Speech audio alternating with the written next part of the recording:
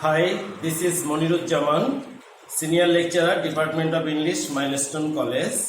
Dear students, you know that the whole world is now frightened and panicked with the reason that COVID-19 has confined the people of the whole world in the house, and we are all afraid that anytime our country may also experience a very frightful moment.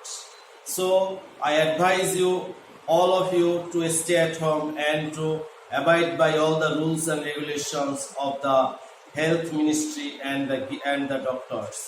Dear students, today at the very beginning of our online class, I offer you my heartiest gratitude for the reason that from the very beginning you are participating spontaneously in our online class, and your spontaneous participation is really inspiring us to give you more video classes as well as to impart you the real education also.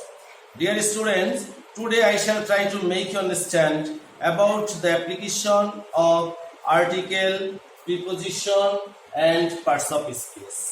Dear students, all of you know that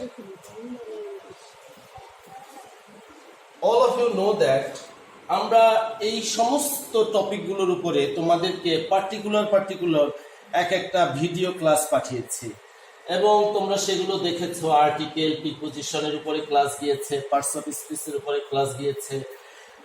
এখন আমরা সেগুলো কোথায় আসে, পরীক্ষায় কিভাবে আসে, সেগুলো নিয়ে আমরা একটু আলোচনা করব। তোমরা জানো যে তোমাদের এক নং এবং 2 নং কোশ্চেনে সাধারণত গ্যাপ ফিলিং থাকে এবং সেই গ্যাপ ফিলিং গুলো তোমাদের করতে হয় আর্টিকেল, প্রিপোজিশন এবং পার্টস অফ স্পিচ ব্যবহার করে। এখন যদিও অনেক স্টুডেন্ট মনে করে যে this is a very easy topic, but আসলে কিন্তু বিষয়টি তা নয়। কেননা 8 প্রকার পার্টস অফ স্পিচ এখানে তোমাদেরকে ব্যবহার জানতে হবে। অর্থাৎ একটি ভার্বকে নাউন করতে হবে, একটি অ্যাডজেক্টিভকে নাউন করতে হবে, একটি শব্দের পরিবর্তন ঘটাতে হবে। এই সব কিছুই এই বিষয়টির মধ্যে অন্তর্ভুক্ত। তাই তোমাদের 1 নং কোশ্চেনের উত্তরে তোমরা দেখতে পাবে যে এরকম একটি বক্সে কিছু 10টি, 8টি বা 12টি ক্লু শব্দ দেয়া থাকবে। এই শব্দগুলো থেকেই তোমাদের এই 1 নম্বরের যে ফিল ইন দ্য গ্যাপগুলো, সেই গ্যাপগুলো পরিপূর্ণ করতে হবে। এখন এই শব্দগুলো দেখো, এখানে আমি 8টি শব্দ দিয়েছি। Deprive, no, provide. ডিপ্রাইভ মানে বঞ্চিত করা। নো তো তোমরা জানোই। প্রোভাইড অর্থ হচ্ছে দেয়া, গিভ। পার্টিসিপেট অর্থ হচ্ছে অংশগ্রহণ করা। রাইট অর্থ হচ্ছে গিয়ে অধিকার। নো অর্থ জানা। এডুকেট অর্থ শিক্ষা দেয়া। আর ডার্ক অর্থ হচ্ছে অন্ধকার। এখন এই শব্দগুলোর অর্থ যখন তোমরা জানবে তখন তোমাদেরকে এই গ্যাপগুলো করতে সুবিধা হবে। এবং তোমরা আরেকটা বিষয় মনে রাখবে যে তোমাদের এই গ্যাপগুলোর চাহিদা অনুসারে তোমাদেরকে এই ওয়ার্ডের পরিবর্তন করতে হতে পারে, আবার কখনো পরিবর্তন নাও লাগতে পারে, সরাসরি ওয়ার্ডটিও ব্যবহৃত হতে পারে। কিন্তু বেশিরভাগ ক্ষেত্রেই সাধারণত কিছু পরিবর্তন কোশ্চেনে চেয়ে থাকে। যেমন তোমরা এই প্যাসেজটি একটু লক্ষ্য করো। এডুকেশন রিমুভস ড্যাশ, শিক্ষা দূর করে। এখন আমাদের যদি এই প্যাসেজটির আমরা অর্থ করি সুন্দরভাবে, তাহলে অর্থ হবে শিক্ষা দূর করে। কি দূর করে? অন্ধকার দূর করে। এখন অন্ধকার ইংরেজি কি? ডার্ক অর্থ হচ্ছে অন্ধকার, কিন্তু আমাদের এখানে লাগবে অন্ধকারাচ্ছন্নতা। অর্থাৎ শিক্ষা অন্ধকারাচ্ছন্নতা দূর করে। এখন ডার্কের অন্ধকার, এটার অন্ধকারাচ্ছন্নতা, এই শব্দটি বানাতে হলে আমাদের ডার্কের সাথে একটা নেস যোগ করে দিতে হবে, ডার্কনেস। এডুকেশন রিমুভস ডার্কনেস, শিক্ষা অন্ধকার দূর করে। And gives us the light, এবং আমাদেরকে দেয় লাইট অফ। কিসের আলো দেয়? জ্ঞানের আলো দেয়। এখন জ্ঞান, এই নো শব্দটি অর্থ জানা, এই শব্দটি নাউন শব্দটা হচ্ছে knowledge, KNOWLEDGE, knowledge, gives us the light of knowledge. এখন দেখো আমরা এই নোকে নলেজ করে ফেলেছি, ডার্ককে ডার্কনেস করে ফেলেছি। ফর ইম্পার্টিং এডুকেশন, ইম্পার্ট মানে হচ্ছে দেয়া, গিভিং। ফর ইম্পার্টিং এডুকেশন, শিক্ষা দেওয়ার জন্য, there should be no discrimination. No, এই নো অর্থাৎ কোনো বৈষম্য থাকা উচিত নয়। ডিসক্রিমিনেশন মিন্স বৈষম্য। কোনো বৈষম্য থাকা উচিত নয় বিটুইন ম্যান অ্যান্ড ওমেন, নারী এবং পুরুষের মাঝে। Dash is the basic human dash. এখন শিক্ষা হচ্ছে একটি মৌলিক মানবিক অধিকার, অর্থটা মিলাও, তাহলে এখানে শিক্ষা লাগবে। এখন যদি আমরা এডুকেট শব্দটাকে ব্যবহার করে দেই তাহলে কি হবে? হবে না, কেননা আমাদেরকে এডুকেট হচ্ছে একটি ভার্বাল শব্দ, আমাদেরকে এখানে একটি নাউন ব্যবহার করতে হবে। সেক্ষেত্রে আমাদের কি করতে হবে? এডুকেশন লিখতে হবে। এখন দেখো এডুকেশন। ডিয়ার স্টুডেন্টস, তোমরা একটু লক্ষ্য করো, আমি ইটা ক্যাপিটাল লেটারে দিয়েছি। কেন দিয়েছি? তোমরাও ক্যাপিটাল লেটারে দিবে, কেননা এই যে ম্যান অ্যান্ড উম্যান, এখানে ফুল স্টপ, এই ফুল স্টপের পরে একটা নতুন গ্যাপ দিয়ে শুরু হয়েছে, অর্থাৎ এই গ্যাপে যে শব্দটি তুমি চুজ করবে সেই শব্দটি তো এই সেন্টেন্সের প্রথম শব্দ, কাজেই তোমাকে এখানে অবশ্যই সেই শব্দটি ক্যাপিটাল লেটার দিয়ে শুরু করতে হবে। Education is the basic human right, মানবিক, মৌলিক মানবিক অধিকার। তাহলে অধিকার ইংরেজি কি? রাইট। নাও বেসিক হিউম্যান রাইট। প্রিয় শিক্ষার্থীবৃন্দু, তোমরা আবার দেখো, ইফ দ্য উমেন আর, এখন এই আর এর পরে মহিলাদেরকে যদি বঞ্চিত করা হয়, এখন বঞ্চিত করা হয় এই শব্দটি একটি প্যাসিভ ফর্মে আছে। আর এখন যদি তোমরা এই অ্যামিজার দেখে ভুলেও আইএনজি যোগ করে দাও, ডিপ্রাইভের সাথে ডিপ্রাইভিং করে ফেলো, তাহলে কিন্তু তোমাদের এই শব্দ সেন্টেন্সটি কাটা যাবে। কি হবে? If the women are deprived, যদি মহিলাদেরকে বঞ্চিত করা হয়, DEPRIVED। প্রিয় ছাত্রছাত্রীবৃন্দু, একটি বিষয় তোমরা বেশ ভালোভাবে মনে রাখবে, যখনই কোনো সেন্টেন্সকে প্যাসিভ ভয়েসের মুডে করবে তখন মূল ভার্বটি অবশ্যই পাস্ট পার্টিসিপলে হতে হবে, অর্থাৎ V3 হতে হবে। If the women are deprived of the basic right of, এই যে একটা অফ আছে, এখন আমাদের এরপরে একটা নাউন বসাতে হবে, কারণ আমরা জানি অফ একটা প্রিপোজিশন। এখন প্রিপোজিশনের পরে তো একটি নাউন একান্তভাবেই দরকার, তাহলে সেই নাউনটি আমরা এখানে দিয়ে দেব। কি দেব? Right of, basic right of শিক্ষা। শিক্ষার মৌলিক অধিকার থেকে যদি মহিলারা বঞ্চিত হয় তাহলে শিক্ষা ইংরেজি কি? এডুকেশন, কিন্তু এখানে আছে এডুকেট। এখন কাজে আমাদের এই শব্দটি পরিবর্তন করে লিখতে হবে এডুকেশন, CATION, এডুকেশন। যদি মহিলাদেরকে শিক্ষার মৌলিক অধিকার থেকে বঞ্চিত করা হয়, almost half of the population, প্রায় অর্ধেক জনগোষ্ঠী, উইল রিমেইন ইন অন্ধকারে, যে অর্ধেক জনগোষ্ঠী থাকবে কিসের মধ্যে? অন্ধকারের মধ্যে থাকবে। আবার অন্ধকারাচ্ছন্নতা শব্দটা আমাদের দরকার হচ্ছে। ইন ডার্ক হবে না, ডার্ক হচ্ছে অন্ধকার, আর এখানে আমাদের লাগবে অন্ধকারাচ্ছন্নতা, কেননা ইন একটি প্রিপোজিশন, এরপরে কোনো অ্যাডজেক্টিভ হবে না, হবে কি একটি নাউন। এখন ডার্কের নাউন হচ্ছে গিয়ে ডার্কনেস, ইন ডার্কনেস। তোমরা একটু খেয়াল করবে যে তোমরা যে শব্দটা ব্যবহার করছো সেটার পূর্বে কোনো প্রিপোজিশন আছে কিনা, তাহলে একটি নাউন ব্যবহার করতে হবে বা একটি প্রোনাউন ব্যবহার করতে হবে। যে সেটির পূর্বে কোনো আর্টিকেল আছে কিনা, তাহলেও একটি নাউন ব্যবহার করতে হবে। এইভাবে তোমরা কিছু বিষয়ে তোমাদের একটু খেয়াল রাখতে হবে। Development of a country is quite impossible, যে একটি দেশের উন্নতি পুরোপুরি অসম্ভব without the dash of women, নারীদের অংশগ্রহণ ছাড়া একটি দেশের উন্নতি পুরোপুরি অসম্ভব। এখন অংশগ্রহণ ইংরেজি কি? পার্টিসিপেট, এই শব্দটি তোমরা নিবে। এখন পার্টিসিপেট তো একটি ভার্বাল ফর্মে আছে, এখন তোমাদেরকে এটিকে নাউন বানাতে হবে। তাহলে কি হবে? পার্টিসিপেশন। উইদাউট দা, কেন পার্টিসিপেশন হবে? দা একটি আর্টিকেল, আর্টিকেলের পরে কি দরকার হয়? একটি নাউনের দরকার হয়। তাহলে আমরা এখানে লিখব participation, PARTICIPATION, participation of women. As a result, the government is dash the girls. Government এর ফলে সরকার দিচ্ছে তাই প্রোভাইড অর্থ হচ্ছে দেয়া। তা আমরা এখানে যেহেতু অ্যামিজাল আছে তাহলে আমাদেরকে আইএনজি যোগ করতে হবে। The government is providing the girls with a lot of facilities.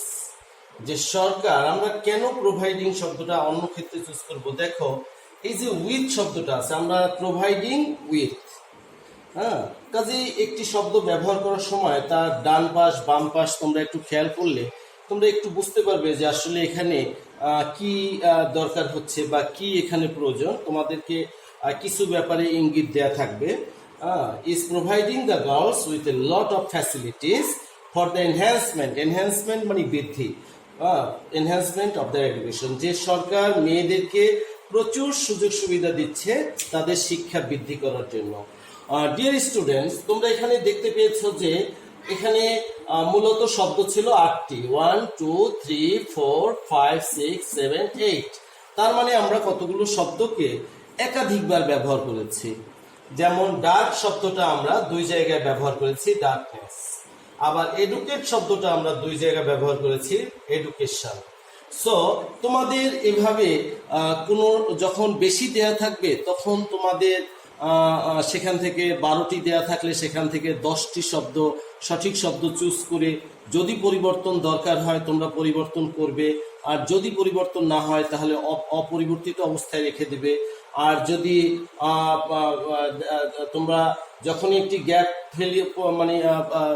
Feel করবে বা একটা গ্যাপ যখন পূর্ণ করবে কোনো শব্দ দিয়ে, তখন তার ডান পাশ বাম পাশ একটু দেখবে যে আর্টিকেল থাকলে তোমরা আর্টিকেল থাকলে বা একটা যদি একটা প্রিপোজিশন থাকে তাহলে ধরে নিবা যে তারপরে একটি নাউন হতে হবে, একটি নাউন হতে হবে। তারপরে সেন্টেন্সের যদি কোনো ভার্বের প্রয়োজন হয় সেই ভার্বটি অ্যাক্টিভ মোডে হবে না প্যাসিভ মোডে হবে, এই সব কিছু খেয়াল করে তোমরা এই অংশের আনসারটি করবে পরীক্ষার হলে। তবে পরীক্ষার হলে তোমরা শুধুমাত্র ABCDEFGHIJ এরকম সিরিয়াল দিয়ে শুধুমাত্র আনসারিং শব্দটা লিখবে, কখনোই ফুল প্যাসেজটি লিখবে না। এটি আমি শুধুই তোমাদেরকে বোঝানোর জন্য এটা লিখেছি। ডিয়ার স্টুডেন্টস, এখন আমি তোমাদেরকে দেখাবো, এটা ছিল উইথ ক্লুজ, অর্থাৎ শব্দ দেয়া থাকবে। আর 2 number answer to the question number 2 যেটা তোমাদের আসবে সেটাও টপিক একই থাকবে, আর্টিকেল, প্রিপোজিশন এবং পার্টস অফ স্পিচ দিয়েই তোমাদেরকে সেই ফিল ইন দ্য গ্যাপটি পূর্ণ করতে হবে। সেক্ষেত্রে তোমাদেরকে এই বক্সের মধ্যে কোনো শব্দ দেয়া থাকবে না, অর্থাৎ তোমরা সেখানে একজন স্বাধীন চেতা স্টুডেন্ট, তোমরা সেখানে তোমাদের পছন্দ মতো শব্দ ব্যবহার করতে পারবে। পছন্দ মতো শব্দ বলতে আমি বুঝাচ্ছি অর্থাৎ একই শব্দের একাধিক সিনোনিম বা কাছাকাছি অর্থবোধক অন্য কিছু থাকে। অর্থাৎ আমরা হয়তো কোশ্চেন করার সময় হয়তো আমরা একটা শব্দের প্রত্যাশা করেছিলাম, কিন্তু তোমরা সেই শব্দটি ব্যবহার না করে পাশাপাশি অন্য একটি শব্দ ব্যবহার করেছো যেটা প্যাসেজের অর্থকে ক্যারি করতে বা প্যাসেজের অর্থকে কনভে করতে সমর্থ হয়েছে। কাজেই সেক্ষেত্রে তোমরা পরিপূর্ণ নাম্বার পাবে, বরং সেক্ষেত্রে আমরা তোমাদের মেধাকেই বেশি অ্যাপ্রিসিয়েট করব, যে তোমাদের মেধারই আমরা বেশি প্রশংসা করব যে আমাদের চিন্তার বাইরেও তোমরা নতুন কিছু ব্যবহার করতে পেরেছ। কাজেই এখন আমরা 2 নাম্বার কোশ্চেনটি নিয়ে আলোচনা করব। 2 নাম্বার প্যাসেজটি তোমরা একটু দেখো, এখানে কোনো ক্লু আমি দেইনি, পরীক্ষার হলেও তোমাদের এভাবেই থাকবে। এখানে তোমরা কিভাবে পূর্ণ করবে একটু দেখো। Man is the best. এখন বেস্ট একটি অ্যাডজেক্টিভ, তোমরা ছোটবেলা থেকেই জানো যে অ্যাডজেক্টিভ সাধারণত একটি নাউনের পূর্বে বসে। তাহলে বেস্ট যেহেতু একটি অ্যাডজেক্টিভ, তাহলে এরপরে একটি নাউন লাগবে। যেমন ধরো man is the best dash of Allah, আল্লাহর শ্রেষ্ঠ সৃষ্টি। তাহলে সৃষ্টি ইংরেজি কি? Creation. Man is the best creation, man is the best creation of Allah. He is different, সে আলাদা, ড্যাশ আদার অ্যানিমেলস, অন্য প্রাণীদের থেকে। তাহলে থেকে ইংরেজিটা কি? এটা তোমরা খুব ভালো করেই জানো যে থেকে ইংরেজি হচ্ছে ফ্রম। যে man is the best, he is different from other creatures for having ধরো যে তার বিবেক থাকার জন্য সে অন্য প্রাণীদের থেকে আলাদা। ধরো আমি কোশ্চেন করলাম, আমি তোমাদের কাছ থেকে প্রত্যাশা করলাম যে আমার এক্সপেকটেশন ছিল কনসাইন্স অর্থ বিবেক, CONSCIENCE কনসাইন্স অর্থ বিবেক, যে আমি তোমাদের কাছ থেকে বিবেক শব্দটা আশা করছিলাম। এখন তোমরা হয়তো অনেক ছাত্ররা বিবেক শব্দটা জানো না বা এটা ইংরেজি শব্দটা জানো না, কিন্তু অন্য কোনো শব্দ তোমরা জানো যে সে অন্য প্রাণীদের থেকে আলাদা ফর হ্যাভিং, সে হয়তো ইন্টেলিজেন্স শব্দটা লাগিয়ে দিল, অন্য একজন ছাত্র ইন্টেলেক্ট শব্দটা লাগিয়ে দিল, অন্য একজন ছাত্র হয়তো ফর হ্যাভিং জাজমেন্ট লাগিয়ে দিল। কাজে all of you will get mark, তোমরা সবাই মার্ক পাবা, কেননা তোমরা সবাই এই প্যাসেজটি পূর্ণ করার জন্য যে কাছাকাছি অর্থবোধক যে শব্দটি সেটি তোমরা ব্যবহার করতে পারলেই হয়ে যাবে। অর্থাৎ কনসাইন্স, ইন্টেলিজেন্স, ইন্টেলেক্ট ইত্যাদি শব্দগুলো তোমরা ব্যবহার করার ফলে তোমরাও মার্ক পাবে। দিস এখন তোমরা এই কনসাইন্স একবার ব্যবহার করছি, অথবা এখন তোমরা দিয়ে দাও যে এই গুণাগুণটি, দিস কোয়ালিটি, QUALITY কোয়ালিটি। এখন তোমরা এই কোয়ালিটি বা এখানে সেন্স ব্যবহার করলা যে দিস সেন্স, যে এই জ্ঞান, অথবা তুমি দিলা যে দিস ভার্চু, অর্থাৎ ভার্চু অর্থ জ্ঞান, দিস ভার্চু হেল্পস হিম, তাকে সাহায্য করে ড্যাশ বিটুইন রাইট অ্যান্ড রং, অর্থাৎ শুদ্ধ এবং অশুদ্ধ, ভুল এবং শুদ্ধের মধ্যে পার্থক্য করতে শিখে। এখন পার্থক্য করা ইংরেজি কি? Differentiate, DIFFERENTIATE, differentiate. এখন কোন স্টুডেন্ট যদি ডিফারেন্সিয়েট শব্দটা না পারো তাহলে সে ইউজ করবা ডিস্টিংগুইশ,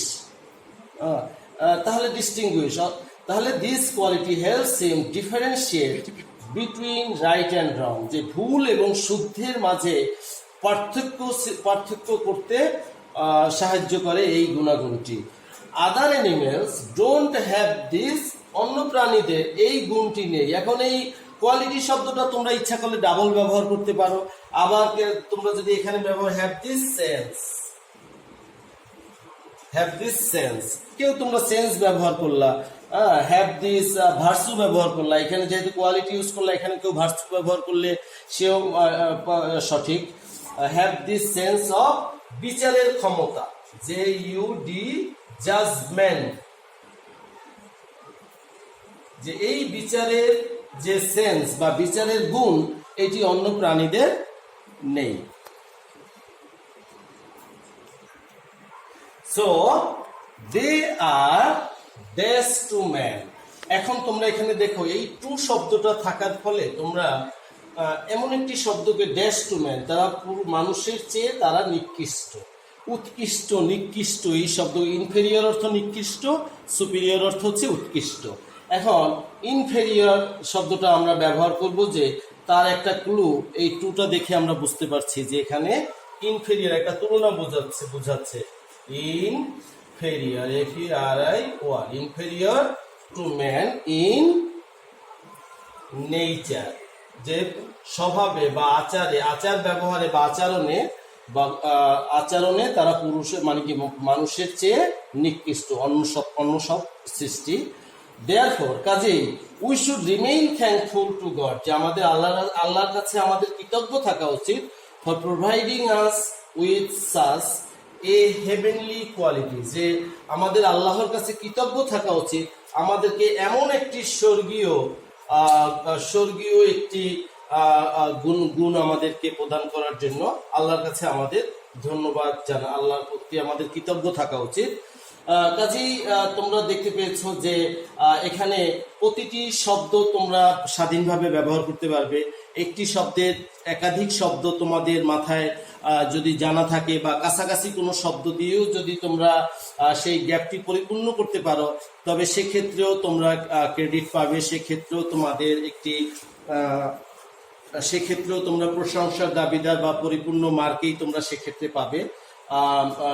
কাজেই তোমরা যখনই করবে এইগুলো ভালো করে কিছু নিয়ম নীতি অনুসরণ করবে এবং আমাদের এগুলোর উপরে আর্টিকেল, প্রিপোজিশন এগুলোর উপরে যে পার্টিকুলার ভিডিও ক্লাসগুলো আমরা পাঠিয়েছি সেগুলো বারবার দেখবে এবং অনেকগুলো স্কুল কলেজ তোমরা টেস্ট পেপার থেকে সলভ করবে, তাহলে দেখবে যে তোমাদের কাছে বিষয়টি ইজি হয়ে গিয়েছে এখন, এবং তোমাদের কাছে এটা আর কোনো সমস্যাই মনে হবে না। তো okay my dear students, today I have tried to make you understand a very difficult topic, though it seems very easy, but exactly the whole parts of speech are included here in this topic. যে পুরো parts of স্পিচটি এই টপিকের মধ্যে অন্তর্ভুক্ত। এক্ষেত্রে তোমরা you will see this video, and then you will also try to practice it more and more in the test paper, and I hope that your earnest endeavor and your earnest effort will give us a very good result in the examinations coming ahead. And dear students, I hope that you will all stay at home and keep yourselves safe from all sorts of infectious diseases, especially from the COVID-19. Okay, bye.